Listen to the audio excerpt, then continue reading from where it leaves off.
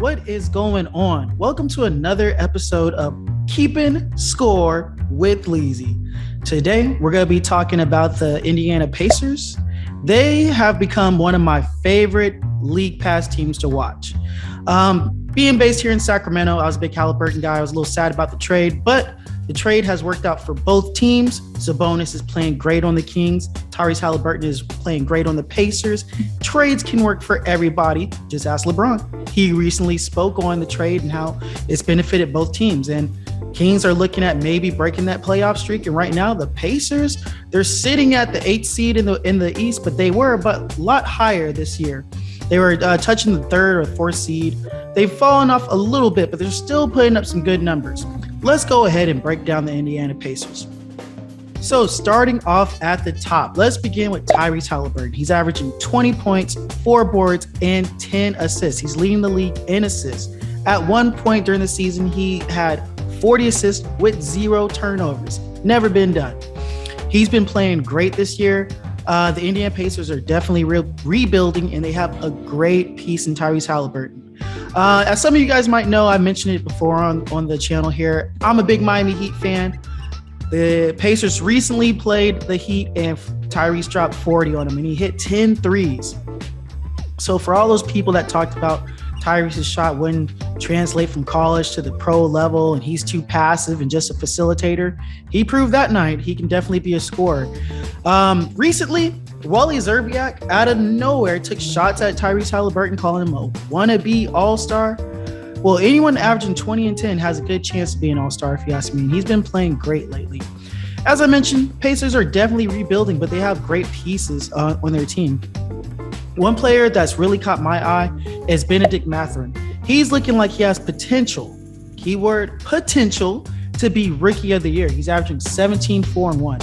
The only rookie playing better than Benedict right now, I would say, is Paolo in Orlando.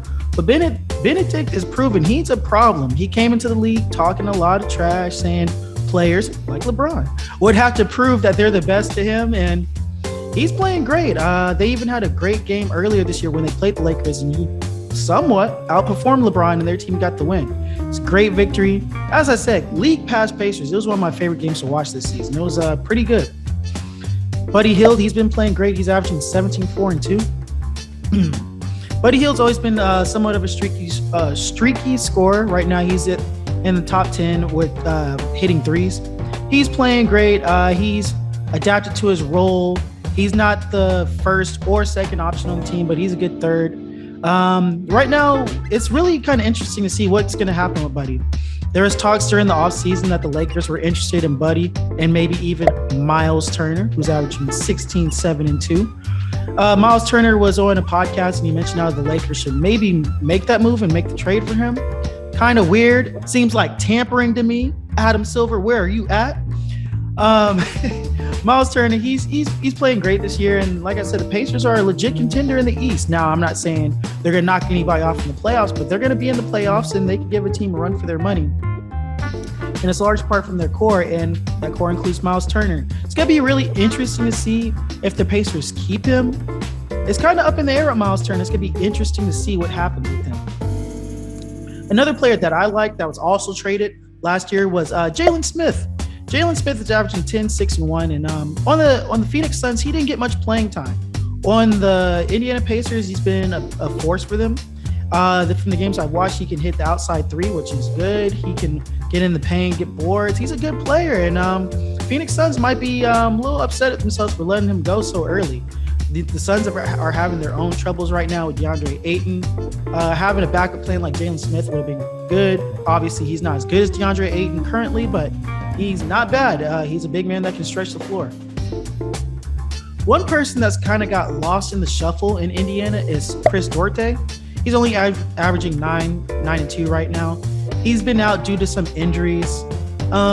Chris Duarte, from the games I've seen, he hasn't had a big impact. In fact, it's a lot of games he's struggled.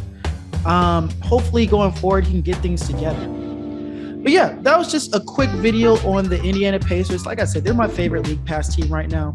Tyrese is playing great. Definitely deserves some all-star votes. Rick Carlisle came out and talked about how he's the team's all-star. As I mentioned, Benedict Mathurin looking like a rookie of the year candidate. He could get it. And then the future is kind of up in the air when it comes to Buddy and Miles Turner. Does Indiana keep these pieces and try to build with them going forward? Do they let them go?